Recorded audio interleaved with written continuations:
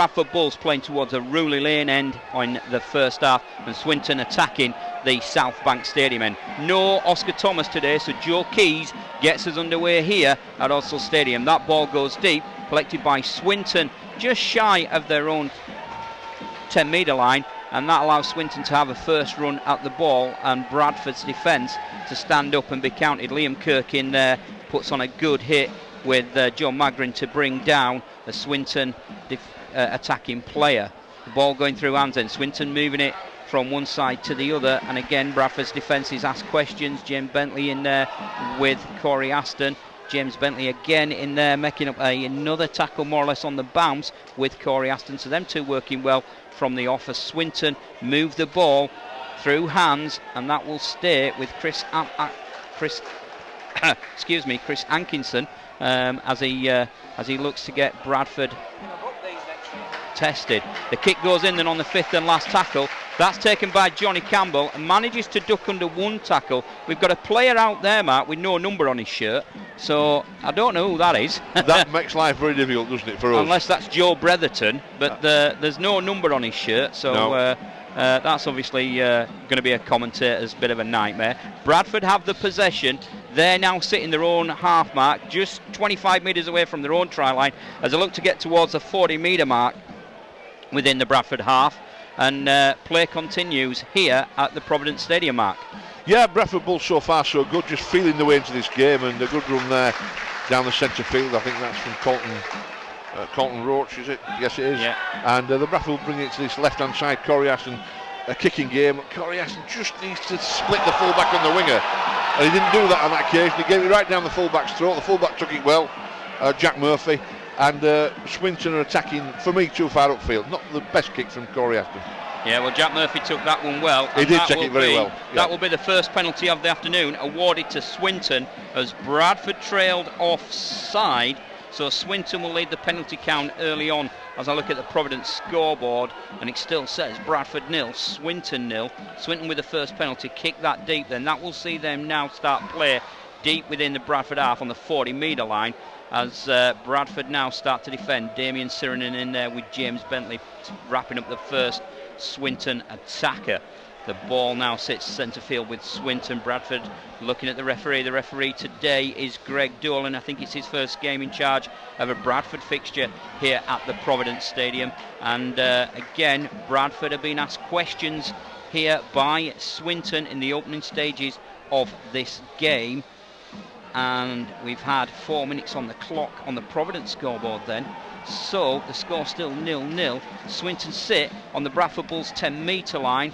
Scotty Moore getting through some early work there. What will Swinton do here? They'll look to go across the park, put ball through hands, asking questions over on that far northern terrace side there of Josh Rickett and Johnny Campbell. But Josh Rickett and Johnny Campbell up to the test, bring the Swinton player down. A little kick through there. That will see a bit of indecisiveness from the Bradford defence, but that will then see Brandon Pickersgill run the ball dead to give Swinton a first dropout of this game, Mark. Yeah, it was a very good kick from the Swinton player. It bounced on its point and bounced upwards, and it meant that Scotty Moore couldn't check it back over the line so easily because it held there. If he'd have left it, Swinton player could have downed it and scored a try. So that forced a dropout, which is what you want to do. And the dropout went some 48 metres, but Swinton have it back, and now they're on tackle one, 30 metres out from Bradford try line. So Swinton then with possession. Player with no number. That's all I can describe him as, Mark, because I think it's got to be Joe Bretherton. But I think it is Joe Bretherton. Yeah, we'll confirm that. Yeah, you know what I mean. He certainly looks like a Joe from. Well, I know the skin of Swinton, but no number on the jersey. That's a little bit ridiculous, isn't it? But it certainly is. Swinton then stayed about 8 metres out from the Bradford try line as Josh Woods, wanting to get through some work here and get his runners, get his forward pack sorted out. He's joined by Ben White at pivot. A gap opens up. That will see Luke Waterworth race away. He's held up, Mark, on the fifth and last tackle. I thought that he was nearly in there as the gap opened. The little looker of Swinton opened his legs. A little kick across the park here will test Ilias McCarney. That will see the ball go out for a second dropout. And I think Bradford have got off lightly there, Mark. Two chances that they were very, very quickly, wrapped up. Well, and a little bit of luck there, Swinton were in. Well, the linesman on this side, on this left-hand side, as the Swinton Lions attack the Coral Standard in their traditional blue and white strip, he was right on the spot, and that's a credit to him. because I thought the Swinton player had got that ball down cleanly. So Bradford Bulls really let off twice. They've got to get the ball back, and that all came from Corey Ashton's kick that didn't seat right. You've got to split. You can't put a kick down the throat of the fullback who's on the tilt. What I mean by that is he's running straight back at you. Well, Luke Waterworth then feeds Joe Bretherton. Joe Bretherton takes a drive to get Swinton up into the 20-metre line of the Bradford Bulls half. Swinton still have possession, still looking for a little chink as they move the ball again quickly through hands. Where will it go? That's a little bit of a drop pass that allows Bradford to regroup. The referee said it's forward. I thought that he dropped that mark, but obviously he must have dropped it because it's gone forward in momentum. Yes, it has indeed. A let-off for Bradford. That's a first error of the afternoon from Swinton, and that will see Mark Bradford have some possession finally after we've played 6 minutes at the Providence Stadium Odsal, and the score on the Providence scoreboard still says Bradford 0, Swinton 0. Well, the shouts that get them on side are a familiar shout at any rugby league game, but I tend to agree with that. It's a bit of a pet thing of mine with referees. It's easy to slate referees, but getting people on side is more important for me than any infringement that they play the ball. And the referee's not having it, but Swinton are crabbing offside, and there's 2 or 3 of them in front of the referee. But if he doesn't look left and right, then you won't see them doing it. Well, Mark, you can see there they are clearly offside. And now the referee does actually ping the whistle and say, yes, 3 times I sold you, 3 times I watched you, you didn't come back on the 3rd one. So that then will be a penalty to Bradford, a relieving penalty that will see Bradford get inside the Swinton half as Johnny Campbell taps the ball and has a little run there prior to his forwards being made aware. Scotty Moore then looking for runners. He will hit Damien Sirinen. Damien Sirinen will take a good drive here. He's supported by Liam Kirk, but the knock on there as hands in from Swinton will see Bradford come up with the error. I think it was Joe Keys, Mark, that knocked on. Well, the problem was, to be fair to Joe, that Damien Sirinen, who's a fabulous go forward, a typical Aussie forward, he'll look to offload it every time. He's a big unit, he turned, but because he's not been at the club long, because the pass wasn't quite right out the back door, Joe Keys had to bend forward, and he couldn't really blame Joe for dropping it, but it was a forced effort, and I would have, maybe with Damien on this occasion, if I was 2, I'd say, unless it's really on, Damien, don't do it. So play continues then here at the Providence Stadium Odsal. Swinton have the ball. Swinton up to their own 40-metre line and still advancing towards the halfway line here on the second play of this set of 6. Luke Waterworth then in at hooker. Luke Waterworth will fit Andy Braycheck. Andy Braycheck offloads in the tackle to Joe Bretherton. Joe Bretherton manages to keep going. He's met by 3 Bradford tacklers, Damien Sirinen, Scott Moore and James Bentley in there to bring him down. Although Swinton now quickly moving through hands. Chris Hankinson there over on the far stand side. He's taken out by what the referee here deems as an head-eye tackle, which will give another penalty to Swinton, their 2nd of the afternoon. And Bradford coming up with the penalty mark in a key area when Swinton will now look to punish Bradford with this opportunity in their attacking set. Well, you would say so far in this game, if you were marking it as a boxing match, that Swinton have been on point so far, because they've been a little bit more enthusiastic. Bradford need to get the ball. You can't score when you haven't got the ball. Well, again, Joe Bretherton there takes a forward pass. The referee says no, play on, and Jack Murphy comes into the line. Jack Murphy will try to edge his way towards a try line. He's held up about 2 metres short now as Swinton spot a little gap. That will see Luke Waterworth try to bury his way over. He's held up over the line, so the play will come back 10 metres and restart on the 20-metre line. Swinton are certainly looking strong here, Mark. Certainly trying to find gaps within this Bradford Bulls defence. Scotty Moore then looking at the referee as a little play, breaking play here, Mark. The referee stopped the clock. I think that is John Magrin that's down there with a bit of a knee knock. So, Mark, what can Bradford do here? They've certainly got to get out of the starting blocks with some line speed. Well, the line speed's going to be good. They've got to hit that a little bit harder in the tackle for me, and I've said that all season. I think we're just a little bit lightweight in our defence. They're going to get the ball back, and then when they get the ball back, they're going to really punish Swinton with some good angled running. on the last tackle, the option's got to be good. You can't pump the ball down the throat of a fullback. You just can't do it. You're going to split the fullback and the winger. Play continues then. Swinton will look to attack the Bradford 10-metre line. The ball quickly moves from the main stand side towards the Northern Terrace side there as Swinton again asking questions. Bradford have got to get out here quick in the attack. That opens a gap. That will see Swinton score and post the first try of the afternoon. Bradford then found wanting over on the Northern Terrace side, Mark, and again it's been on the cards. Johnny Campbell then and Josh Ricketts not really getting an understanding over there, and that sees Swinton score for the first try of the afternoon here at the Providence Stadium. That means the score stands Bradford Bulls 0, Swinton Lions 4. Well, what happened there was Swinton moved the ball from left to right very, very quickly. The Bradford defence moved with it. They didn't move forward, they moved sideways. They planted the feet. I say this time and time again in every commentary. They planted the feet on the line. You've got to commit yourself, go out and take a player out. Didn't do that. The Bradford Bulls players thought the pass was forward. It possibly was.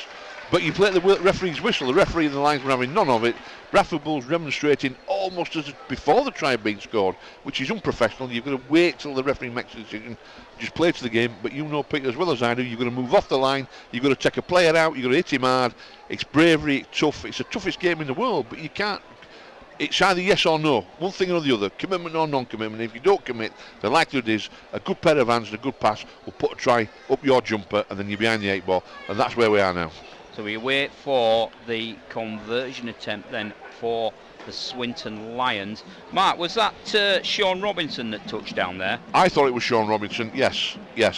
There was a hint of it being a slightly forward pass, but you just played the referee's whistle, Pete. You can't, can you? You know. So the conversion attempt comes in then. That's a miss.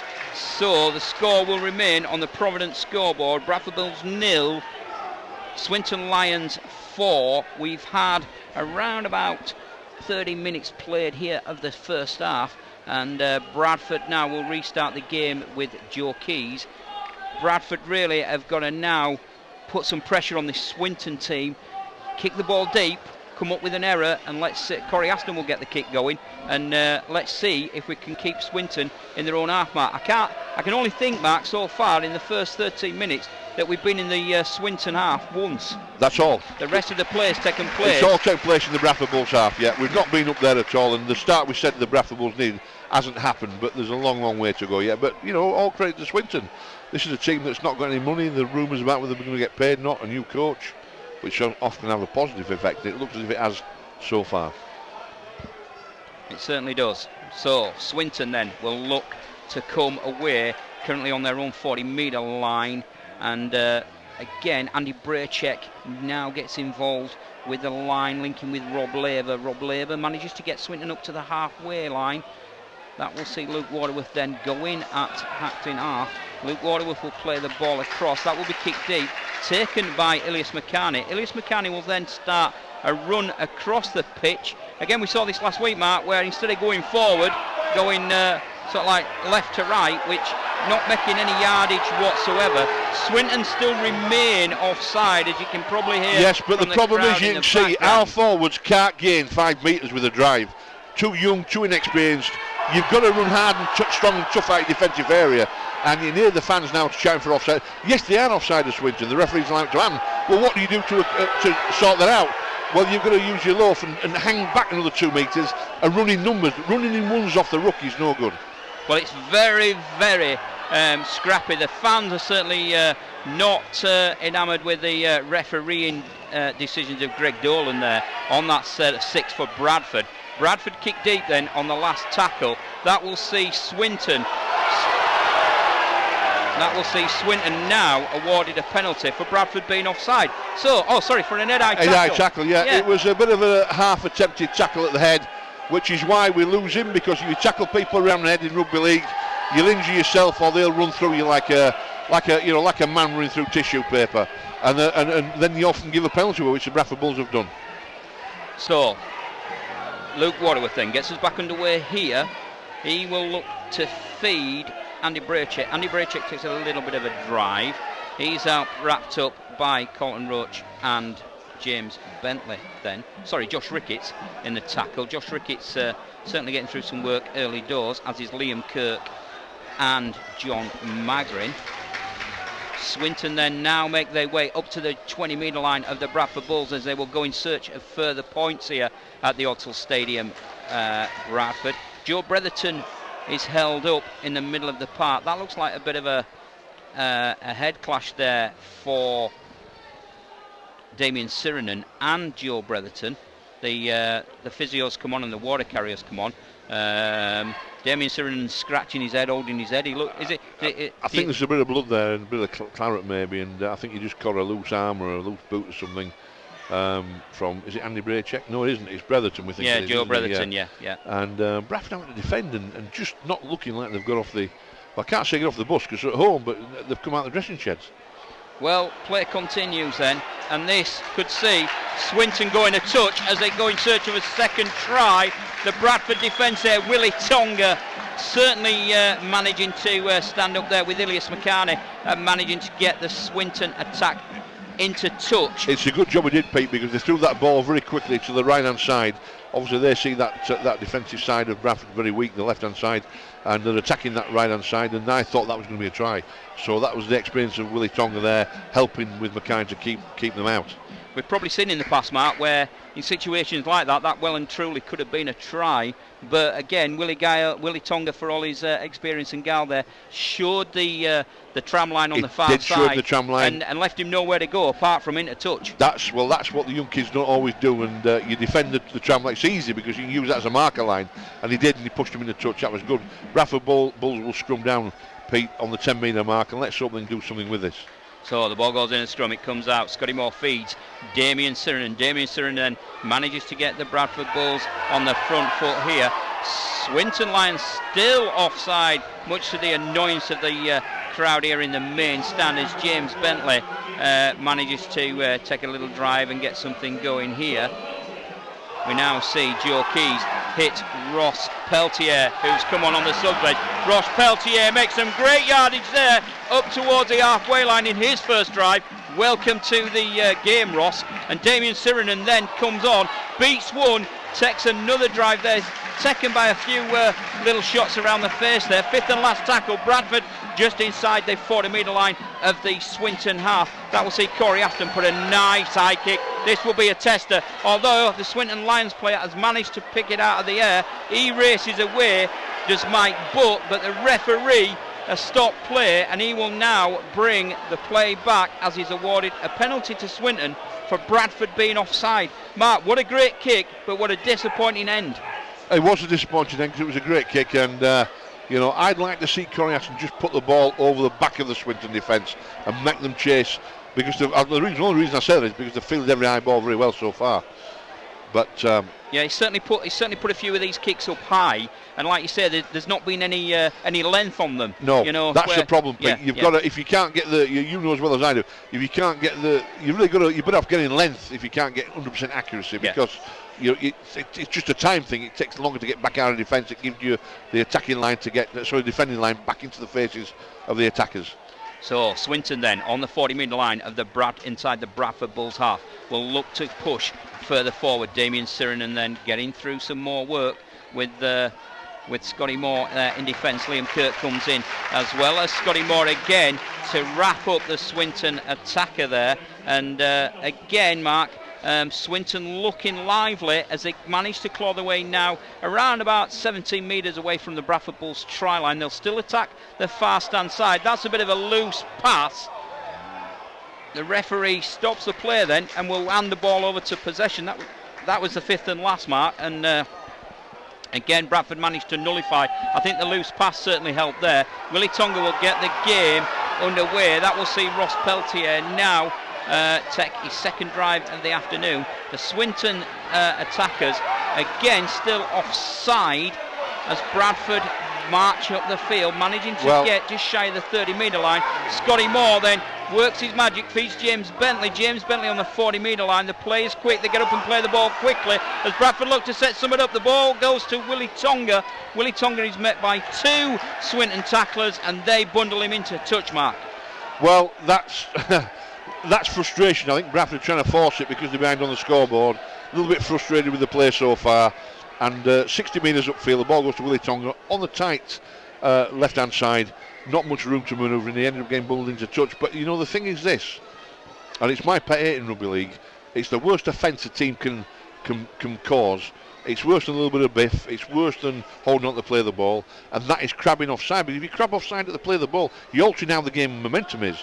Now you can hang deeper, the referee's poor at the offside. Swinton know they're getting away with it. And guess what you do? How many times in a game did you, Pete, when you were playing? You thought the referee wasn't going to watch you offside. I would shoot out the line very quickly because I wasn't the fittest in the world. So I would definitely play offside, and if I thought I could get away with it, I would do it. Well, Mark, I've got to agree with Ed. We see Damien Sirinen going off. I don't think he's fully recovered from the head knock as Sam Hallis enters the fray for the Bradford Bulls. We wait for the referee to get the play back underway. Play will resume on the 40-metre line just inside the Swinton half. Swinton will have the ball. They will now look to set something up again as Jack Murphy comes into the play, and he's wanting to liven things up. He's certainly getting busy, Mark. He's certainly got a few little steps and a few little hand shots within his locker there.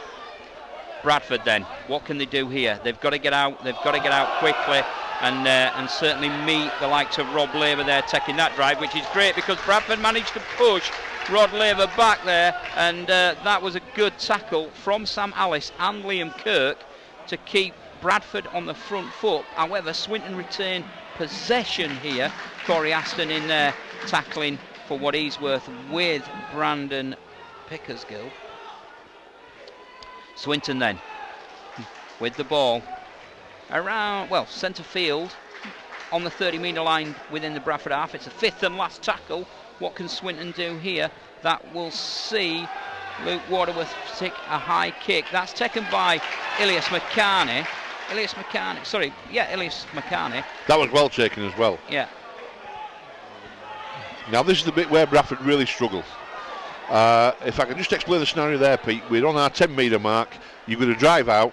It's times like this you need a three-quarter to help out the forwards, but you've got to run straight Willie Tonga then. Willie Tonga feeds the ball back on the inside to Johnny Campbell. Johnny Campbell races away.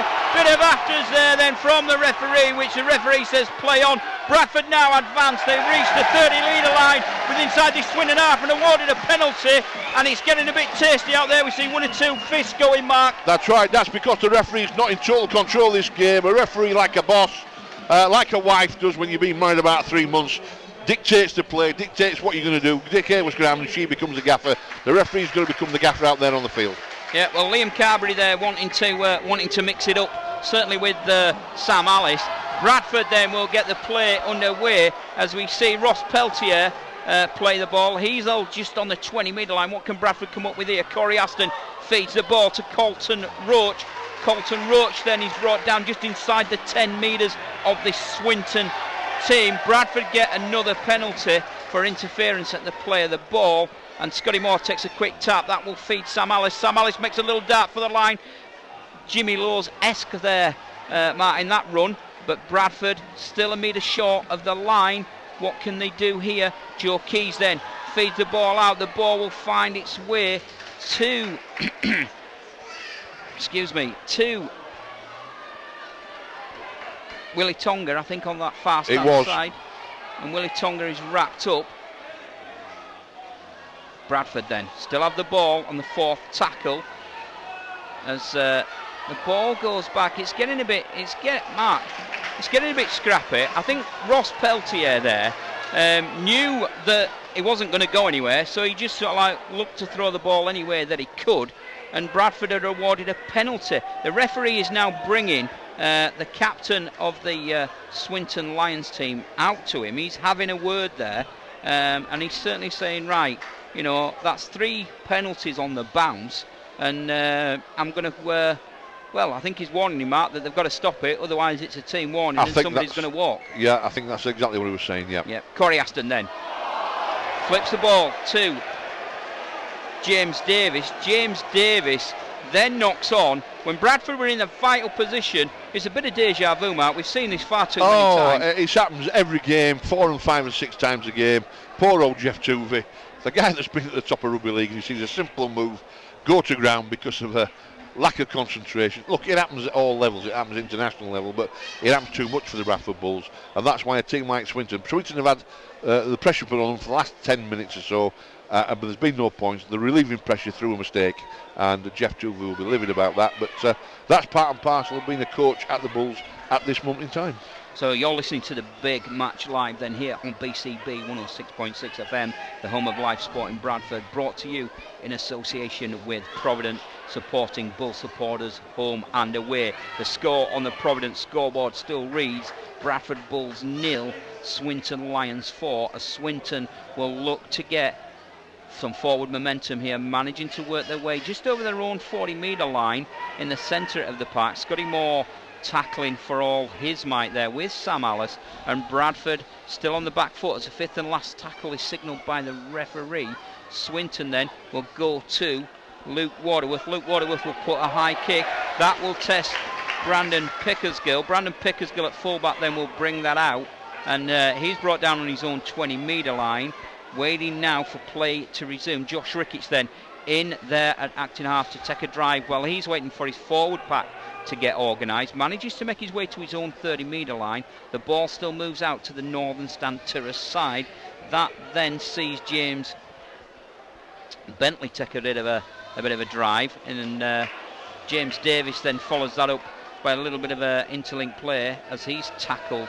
Just Bradford now struggling to get out of their own half. A little kick there from Corey Aston will split the Swinton fullback and his winger. That will then see Jack Murphy tackle. Jack Murphy manages to offload in the tackle to Mike Butt. Mike Butt then is brought down, and the touch judges come on. Well, that mark showed a bit of rim and a bit of vigour from Bradford. It did, and I like that, and I wouldn't penalise that. But the trouble is, the linesman's come running on. Isn't it a problem? Isn't it a shame the linesman come running on when Swinton were offside? Because you've got to do everything. Now that was a big hit, but that's right. That's what Bradford. We don't want to see anybody injured, but that's what Bradford should do more of. Unfortunately, it's going to go against them with a penalty. But the linesman saw it straight away, come running on. I'm sorry, Mark, but he's given a red card there. Oh well, that's ridiculous. That is ridiculous. And that will see. Yeah, that is ridiculous. A Bradford player, I'm just waiting. Is that Johnny Campbell, Mark? I'm not too sure. That he's sent. I think it's is it Sam Alice? I'm not too sure. No, Mark. No, right. No, I think it's Johnny Campbell. Well, as he's walking to the. Well, controversy reigns supreme here at Odsal. Johnny Campbell then has been sent off here at the Odsal Stadium. And amazingly, the Swinton player gets up, and we won't want to see anybody injured, but there was nothing. Look, it was a bit high, that tackle, but how can you be sent off when there's been other tackles that in other games, and I know we're talking about today's game, that didn't warrant a sending off, but somebody's got a red card. We're going to find out who is in a second. The linesman came running on, and he obviously thought it looked worse than what it was in actual fact, didn't it? It looked a lot worse, but it's on the 10-metre mark of the Swinton line in front of the posts. And well, the crowd are not happy with that, Matt, and they've every right not to be happy with that. You know, that's seen Bradford reduced now to 12 men onto the park. Who's got off? I'm not. Johnny Campbell. Johnny Campbell, right? Johnny Campbell has been sent off for what the referee is deeming a dangerous tackle, and again. Well, Gary Ord, if you're listening, Tenerife and everybody else, we're going to need a miracle now because we're down to 12 men, and we've got a referee who doesn't understand the offside rule. And Johnny Campbell's not a dirty player. If you put in a tackle that's illegal, then you deserve to be sent off. But that wasn't. That was touch and go. Was that? That's a bit harsh. And in games this season, I've seen those happen many times. And the referee just given a weird play on, or even given a penalty. That's all. Well, Bradford have got it all to do in this half now. Then, as Swinton managed to make their way deep into the Bradford half. They now sit a few metres shy of the Bradford Bulls 40-metre line, and Swinton again looking and asking questions of these 12 men wearing the red, amber and black of the Bradford Bulls here at the Providence Stadium. That will see a little kick go up into the eye from Ben White. Well, and Brandon Wilkinson's knocked that on, and Swinton are loving this because, quite frankly, the tails are up, and if you ask the question, who's got the motivation? Well, I'm very sad to say that it is Swinton. Swinton Lions want it more, appear to want it more. and we've got some controversy. You don't want games like this to be decided by refereeing decisions, and it might not be in the end. But it was a. When you've got young and inexperienced officials who probably haven't played the game, this is the problem you have, because they work on reaction and emotion and not on experience. And to me, that wasn't a sending off offence. But Johnny Campbell's gone; he'll take no more part in this game. Well, Brandon Pickersgill then obviously playing at fullback today, Mark, and he has come up from the academy. Yeah, he's nervous, and you could see he was nervous there. Now that's got to be a knock on. And Swinton there trying to one-man the referee, but fortunately for Bradford, James Bentley was in there, and James Bentley managing to ruffle the feathers of Jack Murphy and Chris Hankinson. So that certainly helped Bradford there. That will relieve a little bit of pressure as "Come on, you Bulls" goes out around the Ordsall Stadium Bowl, and certainly the Bradford Bulls need to find something here. And looking over to the far touchline, it looks as if the as if Damien Sirenen's going to come back on, which is neat. Now we've got a little bit of biff in the scrum. Yeah. We did speak about this, Mark, when we opened. I'll bet it's Barlow if he's on the field, and has he just come on? I think I'm not too sure, but it's the referee's losing a little bit of control of this game. There's some frustration from Bradford because everything's going against them, and when you're down, you're down. But that's the time to stand up and be counted. If I was a young man playing in this Bradford Bull side at the moment, and everything's against you, you have absolutely nothing to lose. So when you position yourself under a high ball, you've got to take the high ball, and if you've got the skill to come through the academy system, if you've been a county player as a schoolboy, you should be able to catch a football. You should be able to do that at 13 years old. You shouldn't have to be protected from doing that when you're 19 or 20. You've got to stand up and be counted. It's a tough rugby league game, played by men, not played by boys, played by men. Well, the referee has called Sam Hallis and Andy Braycheck to him here. Andy Braycheck, yeah. Yeah, now Andy Braycheck was in the centre of that. So was Rodri Lloyd, the second rower for Swinton. And there was certainly one or two things marked there that were, seeing one or two biffs and boss. We've seen Josh Barlow come onto the part, and Josh Barlow again, he'll want to mix it up wherever he can, because again, Mark, he's not a naturally gifted player, but he's an aggressive player. He is an aggressive player. Yeah. And we see Bradford get a penalty for Swinton being offside, and again Swinton, rather than giving the ball straight back to Bradford, making Bradford go get the ball. The referee really is not watching this. Well, he had his back turned. He's not. Yeah. The lad is very inexperienced. Look, he isn't dropping off tackles. He isn't dropping bombs. He isn't not running hard enough for the leg drive. The players for Bradford are. But what he isn't doing, he isn't in control of this game. And he's got to get control of this game. Colton Roach wrapped up by 3 Swinton tackers. Ross Peltier goes in there to try and get his team on the front foot, manages to fall just shy of the halfway line. Sam Alice feeds James Davis. James Davis goes one way, drops the other, manages to beat the line. He's then wrapped up by 4 Swinton defenders. That's a lovely little leg drive from James Davis, the big man there, managing to get Bradford on the front foot, as Bradford now will go searching and looking for something just shy of the 20-metre line. And Sam Alice then saying, "Come on, ref, let's get up." Joe Keys there in at the pivot. He feeds James Davis. James Davis will remain the ball centre field. 5th and last tackle. Can Bradford get anything from this? Let's see what happens as this develops. Joe Keys then will put a little dink kick over the top of the Swinton's defence. That will see Swinton wrapped up on just 1 metre out of their own try line, and now we see a punch thrown in back play. The touch judge hasn't come on. The touch judge now comes on after the Swinton players speak to him. Mark, it's all on here at Ordsall. We see plenty of biff, then the players coming together. It was a punch thrown by a Bradford player, and it wasn't a bad jab either. It was a good one. It decked the Swinton player. But why did the linesman come on when the Swinton players had spoken to him? Because he had not seen that. He'd not seen that at all, That Mark. is inexperienced. That's not acceptable in a rugby league environment like this is. And that's something that you see in about Division 6 of the Pennine League. Well, that to me saw Damien Sirenen, and to be honest with you, Yeah, he threw a good jab. I think Floyd Mayweather would have been proud of that one. But I also think, Mark, that the way that the Swinton player, Liam Forsyth, all the drama stuff. It's a BAFTA award, is that? Yeah, it was a BAFTA award. They know that they know the Swinton players can smell this referee's not on top of the job, right? And they know they can all man him, and they will do everything they can. The two linesmen are very inexperienced and don't really know what they're doing either, and that's the problem. And this is what's going to happen. Well, he awards Swinton a penalty. He's telling Sam Alice to go away, and all he's basically said is that he's given the penalty for pushing, Mark. Right. And if that's pushing, then I'd like to see what he does when he does. It really, was a punch from a Bradford player. To be fair, the Bradford player did want penalising, but why did the linesman not see it? The Swinton players had a word with him, and he ran on. Unbelievable scenes. Fantastic stuff here, fantastic stuff. Brought to you in association with Providence, supporting Bull supporters home and away. Well, I'm really enjoying this one, Mark, and it's got a bit of brim and a bit of fire and a bit of passion. And now Bradford are going to have it all to do as Swinton come on the attack again. They now managed to make their way up to the halfway line, and Colton Roach is in there in a tackle with James Davis. As Swinton, for all their want and might, are certainly looking to ask questions of this Bradford defence.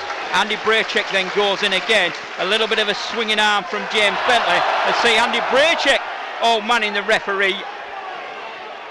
The ball bounces off of Damien Siren on the fifth and last. Swinton then making their way back as Corey Aston and James Bentley go on search of the Swinton attackers. That then is wrapped up by Josh Ricketts on this main stand side, as Swinton will kick deep to try and relieve the pressure. That will go to Brandon Pickersgill. Takes that lovely, does Brandon, and Brandon manages to make his way to the 10-metre line. This needs Scotty Moore or an experienced player of his ilk to get hold of the Bradford team now, Mark, and settle them down, because if he doesn't, this game is going to explode. It is. I would bring Amari Caro on, and I would say to Amari Caro, don't you dare jiggle and twist and turn like a dancer. Just run hard with all the speed and power you've got, straight at the hole, run at the hole, bring us out. All you do is bring us out defence every time we get pinned back in the corner. Well, James Davis then, getting up from the tackle, manages to knock on, and again, that hands advantage to Swinton as the scrum will form just shy of the 30-metre line deep within the Bradford half. One or two Bradford players, hands on hips, looking a little bit dejected, Mark, with that set of play. And as you say, Scotty Moore really does need now to rally his troops and pick them up. So does Sam Alice. He's in there at this moment in time. He's speaking to everybody, geeing everybody up and saying, come on lads, we've got to dig in deep, we've got to find something here within the locker room to repel this marauding Swinton attack. As Swinton go on the hunt then, and Rodri Lloyd then takes a drive. The referee has stopped play here for a water bottle that's on the park. And again, Mark, it's scrappy, it's not flowing.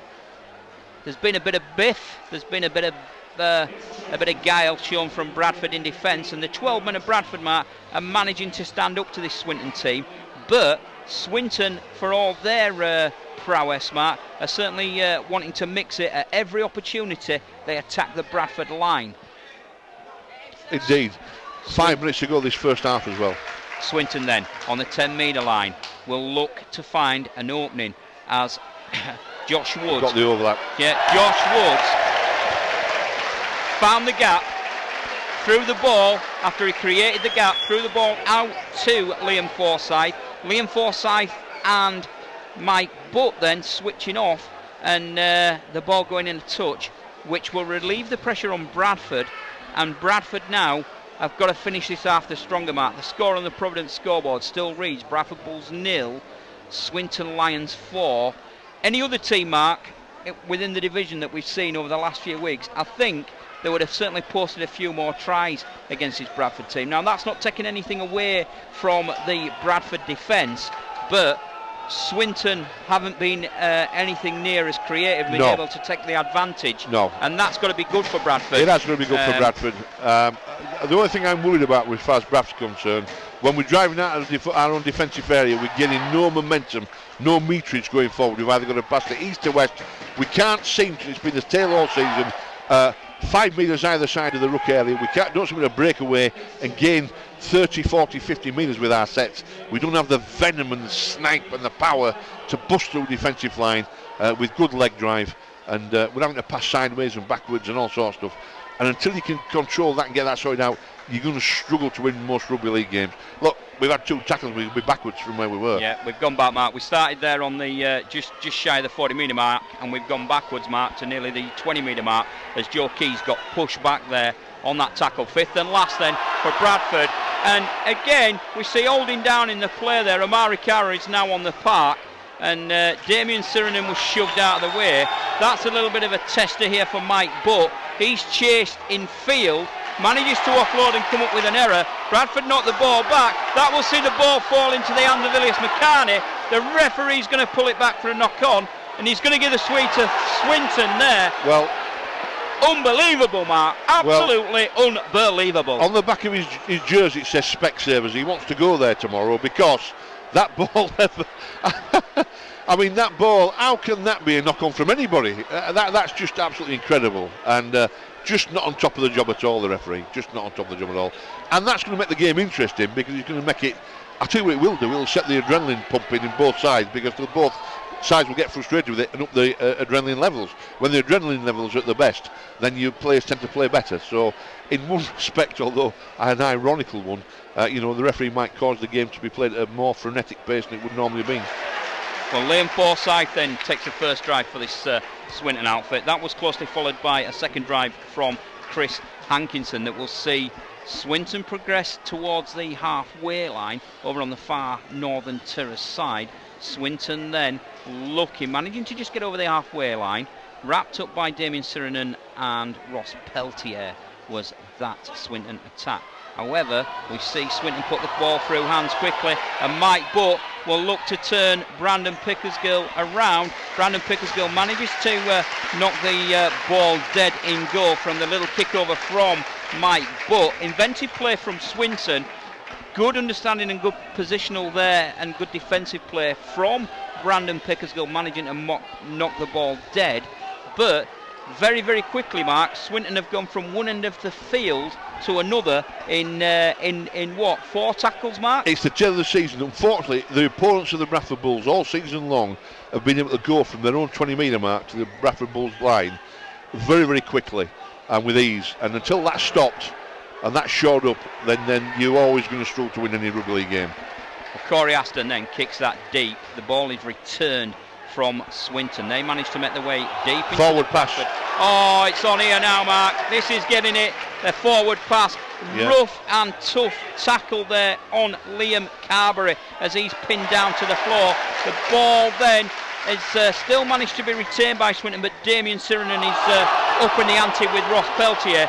But thanks to the Swinton players complaining, Mark, the referee now comes in and gives them another penalty of the afternoon. They will then say, right, we'll go for 2. We'll go for 2. Yeah, because they're going to get the ball back as well, and it's about 18 metres out, virtually slap bang in front of the post. Yeah. Sam Allen's talking to the referee, but he won't let him talk to him because he's not the captain. Send him away.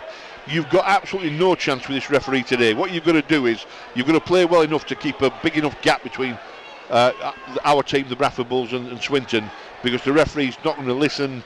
He's not in control of the game. Unless somebody says something, match official, look, that was a shocking first down from you, step it up, then it won't alter. Waste of time talking to him, quite frankly.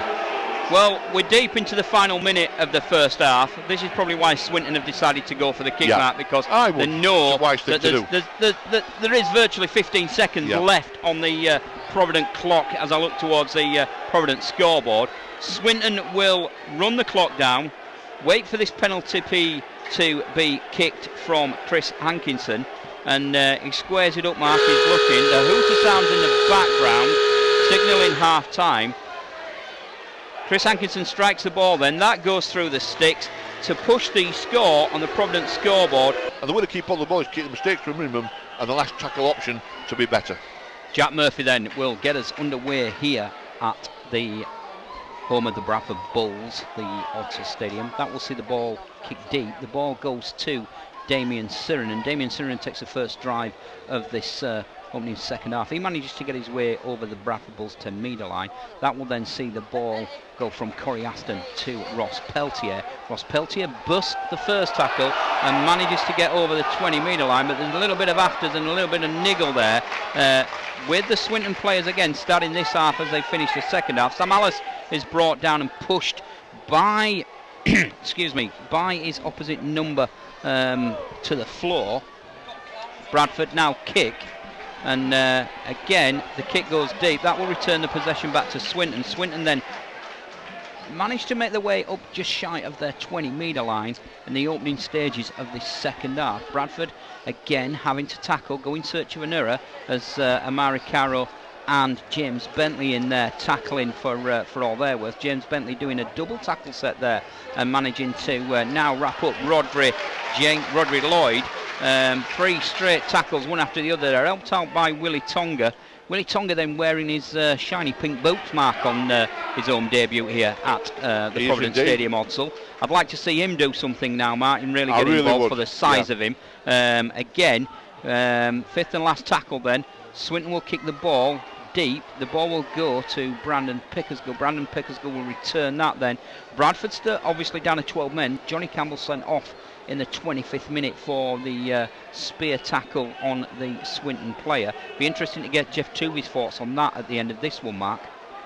It will indeed, and the frustration that Jeff Tuvey has been put through this season must be almost unbearable for him, but he never shirks an answer, does he, when you ask him a question? No. Amari Carey then gets us up to the halfway line. The ball will then go through hands. That will see Ross Peltier still wrapped up in a tackle. Brandon Pickersgill comes into the play, linking him from fullback. He's given quite a bit of a facial there from the Swinton players, but Bradford still have the bob on the 40-metre line, and a little drop out pass there sees Willie Tonga step back, step one, step inside. Willie Tonga throws the ball over, and if that had been collected, it was 3 RY time for the Bradford Bulls. But unfortunately, Amari Caro misread that mark, couldn't take it in. Willie Tonga then showing his expertise. Now he's down injured. I think he took a knock after he offloaded there, Mark. I think the Swinton player came in and smashed him around the face by the looks of things, Mark, because he's down and he's out of it. Well, why wouldn't you? Because he's probably the most dangerous man on the Bradford field. New to the team, so the moves don't always come off. He's not trained with us for a very long period of time. Would that have been a forward pass anyway? I'm not too sure.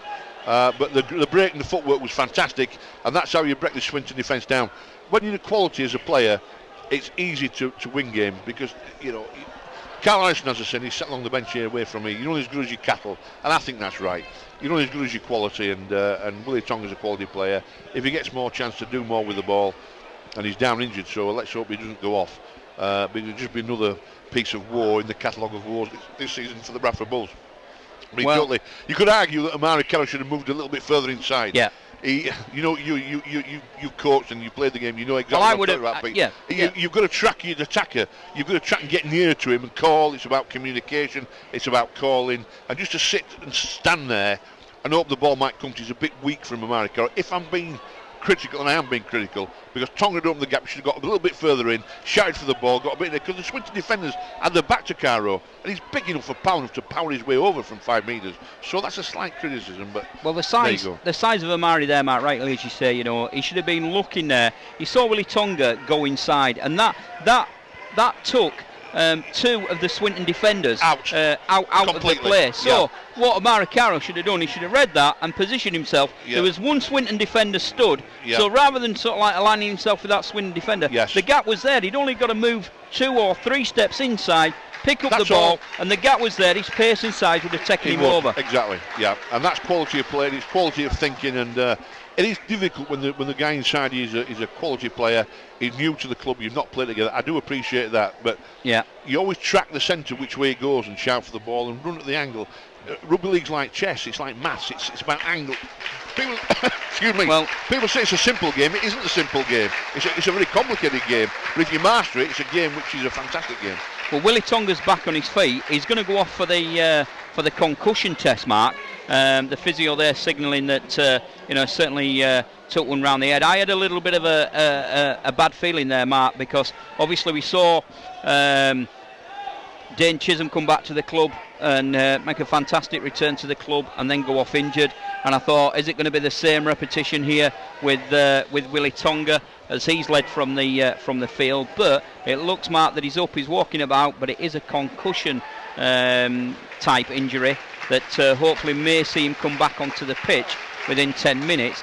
Scotty Moore comes back on then as Willie Tonga exits. The referee's not happy with the scrum. He's telling for Swinton to pack down, and he's telling Bradford now, come on, get on with it. Swinton will feed the scrum then. They'll look to open things up on this near stand side through Chris Hankinson. Chris Hankinson is brought down by James Bentley and Joe Keys. Swinton then goes centre field with Liam Carberry. Liam Carberry is wrapped up there, and again Damien Sirinen in there to help the likes of Ross Peltier and Sam Alice in the tackle. Third tackle then. Swinton managing to get the way slowly but surely up towards this halfway line here at the Provident Odsal Stadium, as now we see Joe Bretherton just sort of like wanting to get involved a little bit more and take a few drives. And certainly ask some questions of this Bradford defence. Fifth and last tackle then. Swinton on the Bradford Bulls 30-metre line. The ball will go through hands. That will see Josh Woods put a little kick up. That is still the last tackle according to the referee. The kick goes over the top from Josh Woods again. That will go dead. One or two boos ring round the Odsal Stadium then, Matt. I think that they're from the Swinton fans. Swinton again messing about, Mark, knocking the ball out of Ilias McCartney's hands when the ball were dead, and the referee and the touch judge just let that happen as Liam Forsyth over on that far side, Mark, absolutely just knocked the ball. They weren't even on the pitch, Mark. No, well, the Swinton are trying everything they can to win this game, and to a certain extent there's nothing wrong with that, because there's two sets of factions that can stop Swinton doing that. One, the Bradford Bulls, and two, the referee, and neither are doing it. Well, Mark, you, like myself, you've played here, and I look at this now, and that is a tip tackle and a spear tackle from the Swinton Lions. Now, that tackle earlier on in the first half saw Johnny Campbell exit the field, and yet the referee here, Mark, has just signalled, given the penalty, and not done anything, not even gone and bothered and spoken to the Swinton players. And if this is inconsistency, Mark, from refereeing, then again it's something that the powers that be at Red Hall and the referees, leaders and Mr. Stuart Campbell certainly need to be looking at and getting this sorted out within the game. That should be a team warning now. Damien Sirinen again spun round, legs lifted up, Mark, and again another penalty to Bradford. When is the referee going to pull this Swinton team to one side and say, come on, I've had enough, team warning, the next one's gone? I don't think he is, because I don't think he knows how to. Unfortunately, he's lost control. And, the psychological battle has been won by Swinton. But Bradford Bulls can still win this. Well, Scotty Moore then took one again for his troubles around his chops from Luke Waterworth as he took that drive, and we'll now see Sam Alice trying to work something and edge his way to the line. Falls around about 3 metres short of the Swinton try line. Scotty Moore feeds Ross Peltier. Ross Peltier will twist and turn. He is held inches short of the line, Mark. I thought he'd gone over there and he would have been held up on his back, but he's managed to keep inside the field of play as we've seen Corey Aston take a little chink, drop the shoulder, drop the footwork, but the Swinton defenders on the fifth and last tackle wrap Carrie Aston up there. What can Bradford do? The ball will come out to Joe Keys. Joe Keys will kick to this corner here. Bounces, sees Damien Sirinen score his 50th try of this campaign, and that, Mark, should now be enough to get the Bradford Bulls on the front foot and certainly take this game to this Swinton outfit. Swinton there looked out of sorts, didn't really have a clue. Amari Caro came in, he managed to sort of like disrupt Jack Murphy as he went up for that kick. The kick came down, that bounced, and Johnny on the spot, the saviour of the day has got to be Damien Sirinen, the Aussie signing, touching down for his first try here at the Odsal Providence Stadium. Yeah, well, that's now the Swinton Lions 6, the Bradford Bulls 4, the Swinton Lions 6, with the kicks that come, which should be easily kickable for Corey Aston. The thing is that I noticed that Swinton were very, very slow to spread the line, and they were bunching a lot in big numbers around the ruck area, and the fast to play the ball will beat Swinton. The kick over the top from Joe Keys found the Bradford defenders. They jumped up, they out-jumped to the Swinton defenders, the Bradford attackers out-jumped the Swinton defenders. The ball bobbled along the floor. I'm not sure that Sirenen got that down cleanly, but I'm not bothered. Doesn't matter. Well, Corey Aston kicks that one, Mark, to bring it to 6 apiece, and it's game on here. Mark, I was going to say to you, just before we saw that try scored, I've played in teams where we've been down to 12 men or even been down to 11 men, and we've gone on and got a victory because we knew that we weren't going to be beat. Come hell or high water, we were going to stay on that park and make sure that whatever they'd given to us, we were going to give them it back double. Well, you've got to be in the same position. You've got to be in the same position, that's exactly right, and that's what makes this game such a great game, because you can do. And the way they beat Swinton is they're not as fit as Bradford, I don't think. They box in numbers around the ruck area, and if you can get some quick play the ball out from Aston out to some runners around the ruck area on the third or fourth tackle, you'll beat this team. You'll beat them because they tend to stand a bit square, but you've got to get out your own defensive area like they have now first of all before you can do that. Well, Bradford then will look now to come back up the park. They're currently on their own 20-metre line as the ball goes to Damien Sirenen. Damien Sirenen puts the ball to Joe Keys. Joe Keys to James Bentley. James Bentley half manages to drop the shoulder and get through the little gap. He's then brought down again, which the referee just looks at and says play on. Ross Peltier will force his way to just shy of the halfway line, and again getting plenty around the head for Ross Peltier. Damien Sirenen then will go on another barnstorming drive. Damien Sirenen, since scoring that try, has certainly rejuvenated. Fifth and last tackle then, Scotty Moore's out to Corey Aston. Corey Aston with a little chip kick there, Mark, that will see the Swinton player turn round and manage to get up there to the Bradford defenders and bring him down a metre short. And for all intents and purposes, Mike Butt did not like that tackle from Scott Moore, and Corey Aston started throwing a few punches there. Bradford now certainly getting up here and certainly getting these tackled in Colton Roach. And how far's the referee checking Bradford back? He's back about 20 metres, isn't he? Or is it me? Can I not measure things? No. Well, he's certainly giving it. That's a huge 10 that he's taken him back, Mark. That's a huge 10. And now he gives offside. How can there be offside, Mark, when they're at least 15 metres away from the play of the ball? Incredible. Absolutely incredible. Absolutely unbelievable, in fact. I can't find words to describe that piece of refereeing there. Was absolutely garbage, to put it bluntly. And the Bradford Bulls are going to have to do more defending now. They're going to have to do it the hard way. But I was just about to say Damien Sirenen from head and shoulders on the field in terms of forward prowess. I think he's the Bradford Bulls' best forward by a country mile. Well, we've had 50 minutes played here at the Providence Stadium, Oddson. The Providence scoreboard reads Bradford Bulls 6, the Swinton Lions 6. Swinton in possession. Chris Hankinson trying to get his team forward here as just in front of the main stand. Swinton then will move the ball centre field, and again they'll try and find gaps. They'll try and find the extra man overlap, the spare man that they've got. This looks threatening. Beats one, beats two, and that will see Swinton score. And Mark, again, what the Swinton team managed to do there then was move the ball very quickly from one side of the park to the other, put it through hands. That saw Bradford Bulls stretch, and at the crucial point we saw the Swinton players, Sean Robinson, step in, Mark, and flat beat the Bradford defence there, Mark, for pace, which then allows Swinton to score their second try of the afternoon. Well, to be fair, that was good football by Swinton because it went through 3 or 4 pairs of hands. They ran at the Bradford defenders who had their backs turned to Swinton, and they had to have because they run out of numbers. And Jack Murphy made that for me. His footwork back on the inside, the push off the left-hand foot was good onto the right-hand foot. Then the flick out the back door was nice, and it's sad for all the effort Bradford put in.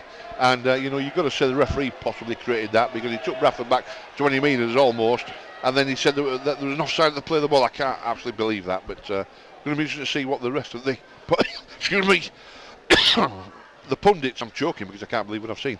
The pundits have got to say, and the coaches, about the referee. Of course, Little, if they win this game, he's not going to say anything, is he?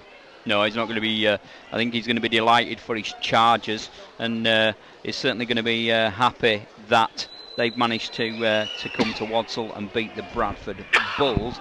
We wait now for Chris Hankinson then to take the kick here, and lines it up, strikes it, that goes straight through the sticks to push Swinton out to 12 points now. So the score on the Providence scoreboard now reads Bradford Bulls 6, the Swinton Lions 12, and Bradford, for all their effort and endeavour, undone by some very, very quick hands and some very, very inventive play from the likes of Luke Waterworth and Josh Woods. This Swinton pair certainly been the major threat here today against this Bradford team. Corey Aston then will get us back underway here, and that goes deep. Taken by Josh Woods. Josh Woods then feeds Josh Barlow. Josh Barlow is brought down just over his own 10-metre line by Ross Peltier and Sam Alice there in the tackle. Swinton then with the ball, still sat just shy of their own 20-metre line, now trying to get something going. A little scoop from the ruck area there by Ben White. Bradford looking to get up here and meet them, certainly trying to get some line speed going here, Mark, in defence as Swinton will come forward. Josh Barlow then with what looked like a bit of a forward pass. If it hadn't been for Carlton Roach and Damien Surinan being there in defence to take that one, then Bradford could have been in trouble. Brandon Pickersgill takes the ball from the kick on the 5th and last tackle of Swinton. He will race away and manage to get Bradford up to their own 30-metre line. Amari Caro then, for the size of him, comes in and manages to step one tackle, but he's brought down by a further 2 Swinton tackles here, and we now see the ball going through hands. That now sits with John Magrin. About 20 metres in from the northern stand terrace side, Joe Keys then switches the play back inside. It's Scotty Moore. Scotty Moore goes one way, turns back the other, and doesn't manage to get anything away. Brandon Pickersgill in there quickly. Ross Peltier onto Damien Surinan. Damien Surinan turns in the tackle. He's still going, he's Damien. He will edge his way to the 40-metre line. 5th and last tackle then for the Bradford Bulls. What can we do here? Corey Aston will kick the ball high. That's a fantastic kick. That should split Jack Murphy and his winger Sean Robinson. Sean Robinson picks that one out of the air and manages to bring it away. That will see Swinton up to their own 20-metre line. Damien Surinan and Ross Peltier there in for the tackling stint again. Mark, what did you think about that sort of play from the Bradford Bulls? It was okay. With 12 men, they'll be tired. They're chasing the game. Swinton are up for it because they've got a new coach, and I'm hoping that Bradford can just do something special. I think it's going to rely on one person. I think it's going to be cometh the hour, cometh the man, but not at the moment because Surinan's tackled a Swinton player, and the referee's going to what's he going to award now? Just 10 metres into the Bradford half, in the centre of field. I think it's going to be a penalty or something against Bradford, is it? Well, to be honest with you there, Mark, I think as Damien Surinan went in, he clashed with Ross Peltier, and Ross Peltier, his ankle looks to have gone, Mark, from the injury they picked up at Halifax a few weeks ago. They're not even bothering Mark, they're taking him straight off the park here. They are. Yeah. So I think that as he's gone into the tackle with Damien Surinan, whether he's been caught, caught on the ankle as he's gone in there with Damien Surinan, as they try to bring down Joe Bretherton in the tackle there. That's just unfortunate. That just shows you the look that the Bradford Bulls are having, because if it wasn't for bad luck here at the Bradford Bulls, they'd have no look at all. They'd have no look at all. So that now sees Ross Peltier then leave the park with hobbling on that ankle that he seemed to pick up, like I say, the injury the other week at Halifax. Swinton then put the ball again through hands, trying to stretch this Bradford defence from one side of the park to the other. They sit on the 30-metre line inside the Bradford half, and Andy Braychek then will take the drive. Andy Braychek then managing to remain centre park here at the Odsall Stadium. And then we see Swinton again do the little run round, bringing Jack Murphy into the play. Chris Atkinson then in at standoff at pivot. We'll see the ball go to Luke Waterworth. Luke Waterworth then feeds Josh Woods. Josh Woods on the little run around then is brought down. He feeds Andy Braychek. Andy Braychek goes down in the tackle.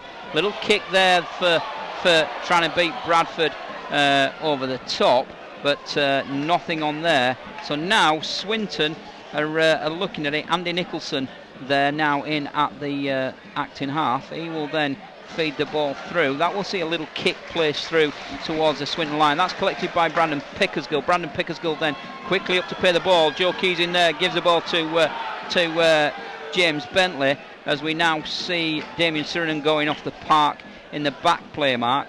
So what can Bradford do here with a ball in hand? Swinton again looking to slow the play of the ball down at every opportunity. Well, that's down to the referee to sort that out. He hasn't done, so the likelihood he's not going to do it now. Bradford on the 20-metre mark and not getting a lot with their sets, but they've got to come up with something special. It's going to be a scoot out of half-back, having to kick from their own 30-metre mark down the throat of Jack Murphy. So he's going to return that kick and get tackled, probably only about 25 metres upfield from where he took the ball. Well, the good news is here that Willie Tonga has come back onto the park, but Bradford have lost a major player there as Damien Sirenen's gone off on, and he looks down, he looks on his haunches there as he's at the side of the pitch. He's not moved since exiting the pitch. No. And we see there Andy Braycheck giving quite a bit of a facial there to Sam Hallis and saying, right son, if you want it, you can have it. I'll give you it all day long, and that's just exactly what Andy he did Braycheck there. will, and one of the biggest problems Bradford have had all season is we haven't got money on our side that'll do it back. No. And until that happens, we get some more fearsome forwards, and we're going to struggle week in, week out. Rodri Lloyd then manages to fall just a few inches short of the line. Swinton still with the ball as they approach the Bradford 10-metre line. A little kick through there from Josh Woods. Doesn't manage to find his intended target, and that will see Bradford now get the ball. Swinton there were offside mark, but again the referee does nothing to bring them back. He's not going to do it now at all. No, and James Bentley then not managing to make any yards whatsoever, because Swinton at every single play of the ball on this set of tackles have been offside. Amari Carroll is brought down. Scotty Moore then tries to get something going with Joe Keys. Joe Keys to James Bentley. James Bentley times his pass perfectly to Willie Tonga. Willie Tonga then offloads inside to Brandon Pickersgill, and that was a great piece of play on the fifth and last tackle. Joe Keys, Scotty Moore to Corey Aston. Corey Aston then little chip kick trying to find Ilias McCarney, and that will bounce back infield. Ilias McCarney will try and get something going. He's bundled into touch over on the northern stand terrace side. That will see the referee call the scrum and give heaven feed to Swinton.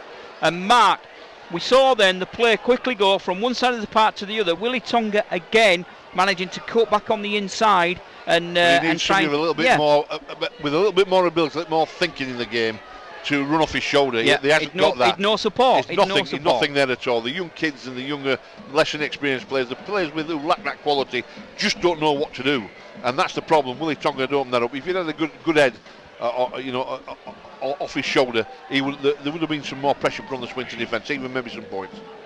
So we now sit with Swinton having the ball deep in their own half. The referee's going to do that for a high tackle there. A bit of a lazy arm from Joe Keys, and that one that the referee certainly didn't miss. He's going to give a penalty there, another penalty to Swinton.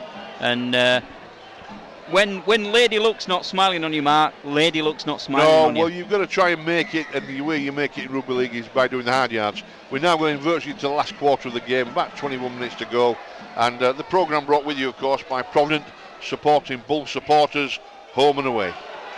Scotty Moore and James Bentley then go in for the first tackle. A little bit of afters there. It is going to kick off. I can see it coming, Matt. And again, there's some finger pointing. There's a few punches going in that tackle as well. And Swinton Lions certainly saying to the referee what is happening here. And the referee now will give Swinton, Bradford Bulls the decision that Swinton knocked on in the tackle. Yeah. Swinton was certainly rattled there, Mark, which was good to see from a Bradford point of view.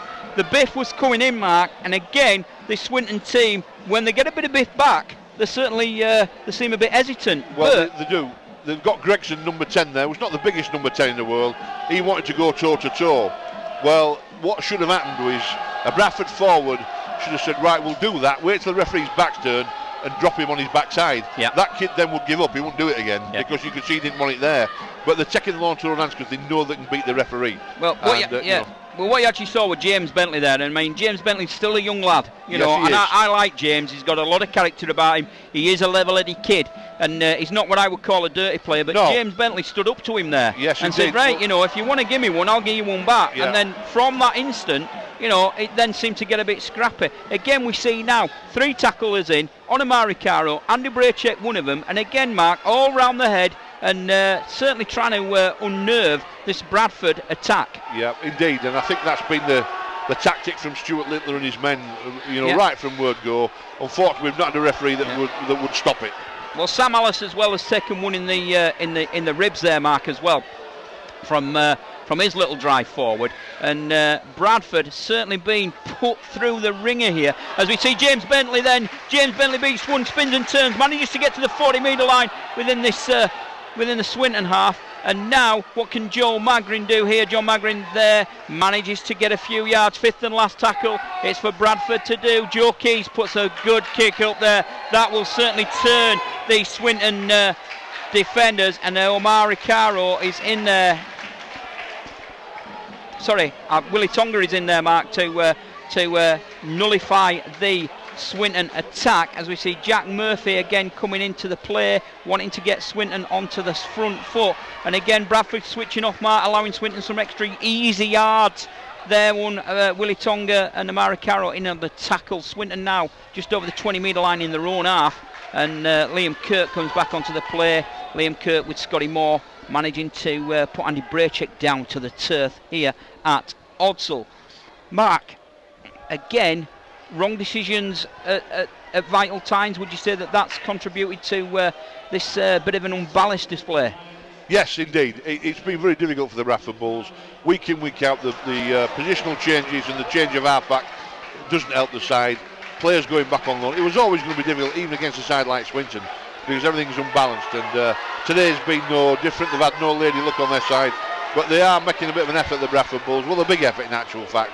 And if effort alone was enough, then they'd win this game. But unfortunately, it isn't. You've got to score more points than the opposition. Bradford now then trying to get something going with Ilias McCarney. Ilias McCarney manages to get forward. Joe Keys is absolutely prolapsed. The referee has given a knock on. Mark, Joe Keys has just been smashed right in front of the touch judge. Well, nothing is given. Well, that is absolutely disgusting. This is like a little bit like a barroom brawl on a Saturday night, and the police are stood doing nothing. The linesman on this side, I can't believe what I've seen from a rugby league linesman. He was stood there and he's done nothing at all. The fear and the lack of composure and lack of ability from the officials today is disgraceful. And it actually this video wants showing to Nigel Wood and his team, because this is absolutely disgraceful. Duty of care has to apply, or you do it the other way. Well, the Tony Fisher way, where you take the law into your own hands and sort it out yourself. Well, what we see, Mark, is Chris Hankinson, the Swinton centre, is there, Mark. He's got a bit of claret that he's just having wiped from his face. Joe Keys, he was the one who came in and absolutely prolapsed Joe Keys. Joe Keys is up, he's walking about, Mark, but he still looks groggy, a little bit worse for wear from that one. How that has not been picked up. Scrum down, Swinton have got the ball. This referee, Mark, again, like I said in the opening stanzas, Greg Dolan, he hasn't refereed a Bradford Bulls game before in the Championship. And looking at his stats, Mark, I think he'd done 5 games prior to this one. So again, well, who's put him in charge then when he's only done that? Who knows? Well, Swinton break the line then, and that will see Mike Butt make a great little run for Swinton, get Swinton to the Bradford Bulls 30-metre line, and if it hadn't been for Liam Kirk wrapping him up in the tackle headed by James Bentley, then that could have seen Swinton's cause some more damage. Swinton then will still ask questions of this Bradford defence on this main stand side. That then goes through hands. Joe Keys manages to get an hand in there, and Joe Keys comes up with an error. He knocks on, but he can be forgiven for that. And Joe Keys, Mark, has done the right thing there by knocking the ball away. Yes. Because Swinton have done it all day long. So Joe, I applaud you for that. And okay, if that ball had gone to your hand, Joe, you'd have probably shown a bit of pace and managed to get Bradford on the front foot. But unfortunately, the errors come, Mark, and Swinton will have possession. The score on the Providence scoreboard reads Bradford Bulls 6, the Swinton Lions 12. You're listening to the Big Match live here on BCB 106.6, the home of live sport in Bradford, brought to you in association with Providence. Swinton then will manage to get the ball inside the Bradford 10-metre line. They now fall around about 7 metres shy on this opening set of attacking players. Andy Braychek then goes one way, goes the other. He's wrapped up by Liam Kirk and John Magrin. The referee says held, makes them play the ball. The ball goes one way, and then that will see Swinton held just shy of the line there, as Andy Braychek thought all his Christmases had come at once with that little crash ball set. James Bentley then getting through some more work there and some extra tackling on Josh Barlow. Swinton will take the ball to the northern stand terrace side, trying to outstretch this Bradford defence again, and that's exactly what has happened as Swinton then crash over on the northern stand terrace side. The fans now, Mark, start to vacate the seats here in the main I think stand. they've seen enough, and I think, quite frankly, last game of the regular season, I think the fans are frustrated more than disappointed, because the referee, the referee didn't cause that try. That was weak defending on the far side of the ground there, because the Swinton player showed his heels from 4 metres out. He should have been smashed into the touchline side. That hasn't happened. But Bradford down to 12 men. They're obviously very tired from all the defending they've done. Very frustrated from the referee's decisions, and just not quite up to it. And wow, I hope the Rugby League do change everything, and Bradford can get some players in and have another go, because that league below beckons, and that is really not what Bradford wants. Well, I'm just waiting to try and find out who, for confirmation of I couldn't see. There was a melee of defenders around the Swinton player. Who scored that try, Mark? Yeah, and, we'll get confirmation shortly. Yeah. Was it Hankinson? I'm not too sure. Well, I think that it was absolutely Rodri Lloyd, Mark. Was it Rodri Lloyd? Rodri Lloyd, yeah. Because it was Rodri Lloyd. He's wearing the 4 shirt on his back, and he manages to post one then. As we wait for the kick will take place, Mark, right over on the far touchline side. That will be struck, and that has missed. So that will see the score on the Providence scoreboard remain Bradford Bulls 6, the Swinton Lions 16, and the 12 men of Bradford, Mark, have certainly been asked a few questions in this second half. They've managed to sort of like repel some of them, Mark, but again, Swinton have just found the opportunity to stretch the Bulls' defence when it's needed. I think, to be fair, we can slate the referee, but I think, to be fair, I think Swinton have wanted it that little bit more. I think they've been a bit more aggressive. Rugby League's about aggression, let's not forget. I think there have been so many interchanges for Bradford. I think the loss of the Bradford player early doors has meant that winning this game is going to be very difficult. And if we're to go any further forward at all in the future, we need some aggressive forwards who can take us upfield, but we just do not make 50 metres with our sets, and until we start doing that, we're not going to beat anybody. Well, we see Swinton then, Mark, on the third tackle. They've actually managed to get from their own sort of like 10 metre line, and they're now encamped on the Bradford 30 metre line. The 30 metres out from the Bradford try line. And again, Mark, 5th and last tackle now, so the referee signals that, and in 5 tackles, that's a drop goal attempt. Is the referee? Nope, he says that one misses. So that will go back to Bradford then to restart the play on the 20 metre line. And Mark, as we've said, Swinton, for all their guile and all their gusto and how they've been a little bit dirty and a little bit cunning in these plays, they've again, Mark, managed to make the yardage against this Bradford team when they've needed to. Well, you can't deny that, Pete. And the thing is you can't blame the referee for that. No, they've not been marched back downfield in Bradford because of penalties. They've been matched back downfield because the Swinton Central Channel has been more physical, more aggressive, and more stronger. Bradford in possession then. James Bentley throws the ball there. The ball goes to ground, but Amari Carroll manages to scramble back and pick it up. Bradford just shy of the halfway line. Again, James Bentley then comes in, beats one, steps back inside. He's still not held. James Bentley still going then, and James Bentley is eventually wrapped up. That should be a penalty, but the referee is going to say knock on. Unbelievable again. Now, I tell you what, Mark, I've seen some things in my times in rugby league, but I've never ever seen anything like this, Mark. This is absolutely unbelievable. It's not the worst refereeing display I've ever seen, but it's certainly one of them. It is one of them, and I don't know how. And he's going to talk to Sam Harris because Sam Harris is asking him the question.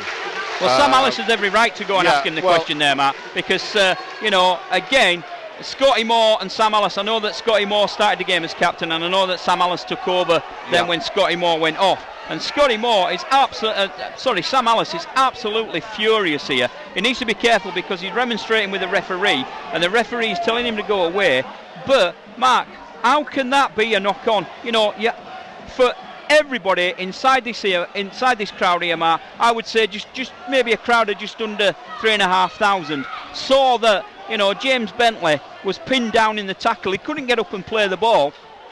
When he looked at the referee to say, come on then, get him off me, the referee blew for a knock-on. Yeah, unbelievable. I can't actually explain why he's done that because there's no rhyme or reason to it.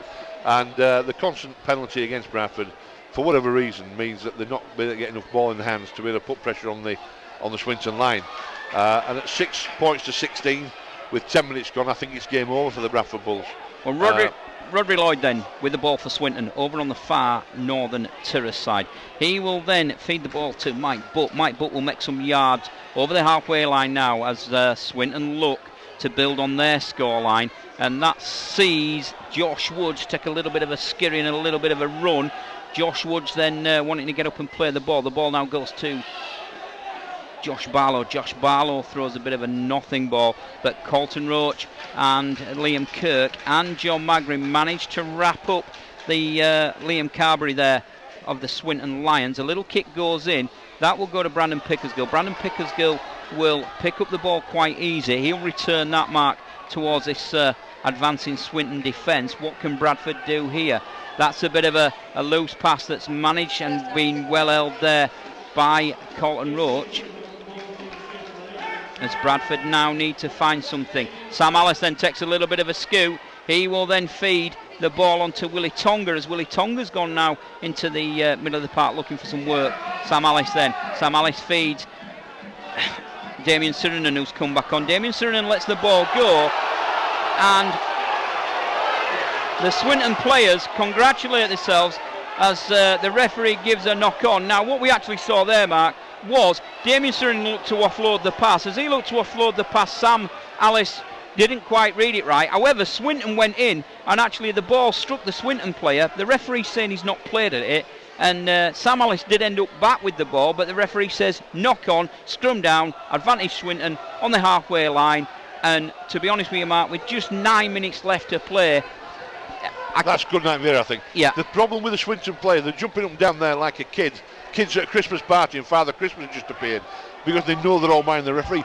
If this has been orchestrated by Stuart Little and the team, it's very well stage managed. They're a little bit of biff. They're not a tough team, at Swinton. There's not a tough man on the field for them. It's just that we're not quite as tough as we should be. Sirinen, though, shouldn't offload the ball on the halfway line when there's nothing on. No. That's the problem. He's a great player, but he needs to learn when to do it and when not to do it. Well, I can certainly see now, Mark, the last 9 minutes of this one being a bit feisty and a bit tasty. Yes, I think they will be. As we see Sean Robinson then take a little scoop from acting half, and Swinton will again ask questions. Luke Waterworth there in at acting half. He feeds Josh Barlow. Josh Barlow, that has got to be a forward pass, and rightly so. As we saw a little bit of an interplay there, Josh Barlow's sort of like now shaking his head and going to the referee. Well, why are you giving the Bradford Bulls that decision? It's quite simple, Josh. You came up with a knock-on and an error. So this will see Bradford get the ball at the scrum, and Bradford now, Mark, really need what I used to call a settling set, Mark. Take a bit of fire, take a bit of sting out of the Swinton attack. Let's just go back to basics. Let's go maybe 1, 2, 3 drives centre field, and then either look for a kick to the corner or that should have been a little run round on the fourth tackle. See where we end up, centre sticks, and see where we go from there. That should have been done a few more times during the game, and it hasn't been. And I'm looking for words to explain Bradford's performance today, and I would say it's gutsy, but it's disjointed. And there's reasons why it's disjointed, for the many reasons we said during the commentary. Swinton have just come in and played with gusto, and they've all manned the referee. They've tried it out in the first 10 minutes. You can suffer, like a teacher at a new school, within 10 minutes who's going to be the gaffer, right? And it was Swinton today on the field, not the referee. And but Bradford can't use that excuse too much, because They haven't been able to break the Swinton side down. And again, I repeat it, unless we bring some forwards into this club who breathe fire, eat nails for the breakfast, who can pump through the centre of the channel, belt people hard in the tackle, this club's going nowhere, let me tell you. Well, Bradford get a penalty then, Mark, at the scrum. The referee pulling Swinton for offside. That will see Corey Aston then kick to touch. Sees Bradford now will get the ball back. They will now start 45 metres away from the Swinton try line. Willie Tonga taps the ball himself. Willie Tonga then manages to make his way over the 40-metre line before he's met by the likes of Chris Amkinson and Liam Forsyth. Bradford then have the possession on the 30-metre line. Second tackle. What can Bradford do here? Sam Allison will go one way. He'll look for runners. It's Corey Aston. Corey Aston then feeds Colton Roach. Colton Roach does a little bit of one, beats two, but he's eventually wrapped up just 15 metres shy of the Swinton try line. Damien Sirenen then will straighten up and run straight. The only way he knows how to do, Mark. Every time he gets the ball, he runs that ball in hard and straight. Sam Allison feeds Corey Aston. Corey Aston to Colton Roach again over on the northern stand terrace side as the tackles are running down here. Fifth and last. Where will this go? Corey Aston puts a little bit of a nothing kick, and that then is lost chance. That will see possession go back to Swinton, and Mark, a poor end to that set. It was a poor end to that set. It was a nothing end because of the disjointed nature of the Bulls' performance. And Surinam puts a big hit on the Swinton forward, and Polak's in fairly and squarely. And guess what the referee's going to do now? Well, he's going to penalise him, and very, very inconsistent, very, very difficult to play under circumstances like the Raffles had to with the referee like he is. But again, the referee didn't cause that confusion in the Bradford Bulls attacking line. He didn't put in a poor pass. A half-back we haven't gelled today at all. No, not we've at all. Seen nothing, have we? We've no not seen disrespect to Joe Keys and Aston, not at all. One way, they might as well have been on the opposition side. Just hasn't worked at all. Well, we've spoke before, Mark, about, and I played scrum half and I occasionally stand off, where my job was at key times, take that ball to that line. Yep. You take that ball to that line and there'll be a second rower that you put through that gap, or a prop forward that you put through that gap. And we haven't seen that today, have we? Not at we all. haven't seen that today. It's been difficult. And it has. It's been an hard day at the office. And again, I'll be interested to see what Mr. Tuvey's got to say in his press conference after this, because Bradford, I've shown again, Mark, that for my liking, they have been well worth a watch today, even though there's only 12 of them on that park. And Damien Sirenen again has stood head and shoulders above several others on there. Yes, he has. For wanting to get stuck in. Yes, and he there has. he is again, Mark, on this opening play of this set. As Swinton now look to come back down the field, they managed to make their way towards the Bradford Bulls 40-metre line. And again, Swinton will carry on going through Rodri Lloyd. Rodri Lloyd has certainly made himself busy since he scored his try. Damien Sirenen comes up with another tackle, then helped out by James Bentley. What can Swinton do here? Swinton will manage to encroach into the Bradford Bulls 20 metres. Centre park, brought down by Joe Keys in that tackle. So Swinton put the ball through hands, looking for the little gap, as we see last tackle. Nick Gregson then wanting to take it forward for his team. The fifth and last tackle sees the ball go into touch from a little kick from sees the ball going to touch from Liam Carberry. The Swinton players are just saying, right, come on lads, let's settle everything down. We don't need to do anything else here apart from settle down, get some air in his lungs, and we've got this. They certainly can't beat us now. There's just over 4 minutes left on the clock. It's going to take a bit of a miracle for Bradford to get back into this game. But Swinton, Mark, again, when it's counted, they've certainly put Bradford to the sword. I'm afraid they have, and they've wanted it a little bit more. They've been a bit more aggressive. They've all manned the referee. They've got in the face of the Bradford Bulls players, and they've made fewer mistakes than Bradford Bulls. So you've got to say on that score that they deserve to win the game. They've had the help of the referee, so they've had 14 men on the field at most times. But Bradford Bulls have got to learn from this, and it is learning for the Bradford Bulls. And again, I said at the beginning of the commentary, or right at the start of the programme, that the changes the Bradford Bulls had to endure, players coming and players going, Loney's going back and starting, -12, all the rest goes with it. Did we really expect anything else? Well, no, probably not. So Bradford then, with the ball in hand. Brandon Pickersgill slips the ball through. That will see Corey Aston race away. A little kick over the top from Corey Aston. 2 Bradford players chase this. And that sees Jack Murphy knock the ball dead. Although the referee says no, that's come off a Bradford player. The ball's gone dead. That will hand the ball back to Swinton. Swinton will quickly want to get the ball back into play. The referee says no, let's go back and have that again. And again, Mike Butt is arguing with the referee, and slowly but surely walking back now. Mark is this is gamesmanship at its worst for the Swinton Lions. Andy Braycheck then takes the ball. He's wrapped up again by Damien Sirenen and Sam Alice in the tackle.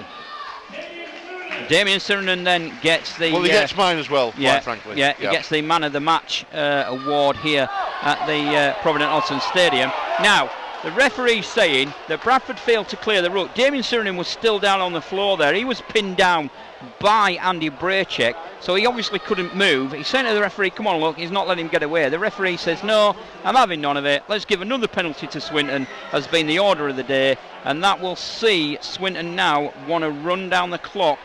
Ben White takes a quick tap to get the play back on the underway here. I'm just in a quick score flash, Mark. The London Broncos have run out 58 points to 4 winners against the Batley Bulldogs. Great team, London. So pleased for Andrew Henderson and his team down there. So great guy, Andrew Henderson. They've done a great job down there. Him and Langers and David Hughes, who pumps money into the club like there's no tomorrow. They'll be a handful in the I can tell you, particularly at home. I can see them doing Lee and possibly even doing Widnes, but we'll see. So the Evans have opened. Then we've got rain starting to bucket down here at the Provident Hodgson Stadium. The score on the Provident scoreboard reads Bradford Bulls 6, Swinton Lions 16. Swinton kicked the ball into touch. That will be scrum down, head and feed to the Bradford Bulls. We've just under 2 minutes left on the clock, on the Provident clock there, over on the Northern Terrace side. Interesting to see what the penalty count is today, Pete. Yeah. Well, to be honest with you, Mark, it's going to be quite high, and it's going to be in favour of Swinton without a shadow of a doubt. Indeed. Yeah, a shadow of a doubt. And I've not. I know that I was keeping track of it, Mark, but unfortunately, I think there's been that many. Well, I think it's 15-6 in favour of Swinton, but I may have missed a couple in the frenetic pace of the game. Okay, so just under 2 minutes left on the clock then. Bradford with the ball. What can they do here? And again, some innocuous Swinton tackling. We'll see Bradford sort of like pinned down with nothing really to do. Corey Aston getting a bit of a facial. Bradford now in the centre of the park then. And Damien Sirenen will look to offload. It's Scotty Moore. Scotty Moore takes that one behind his head, knocks it back. That will see Swinton come up with a possession. And now all they have to do is run down the clock. Liam Carberry there in with that one, but Swinton come up with a knock on. Bradford quickly run to form the scrum, so the referee will give head and feet to Bradford. He'll stop the clock because the Swinton team are nowhere near ready to even get the scrum. They're not even bothering, Mark. They're again just throwing the ball further back there so that Brandon Pickersgill has to go back and pick that up from 15 metres out. Eventually finds Scotty Moore. The referee's urging Swinton to get on with this, but again, Swinton in no hurry. They know they've got this game won, and just under a minute left on the Provident clock as Bradford trails 16 points to 6 here at the Provident Stadium. Another eye shot goes in then on Willie Tonga, who's shown glimpses on his debut.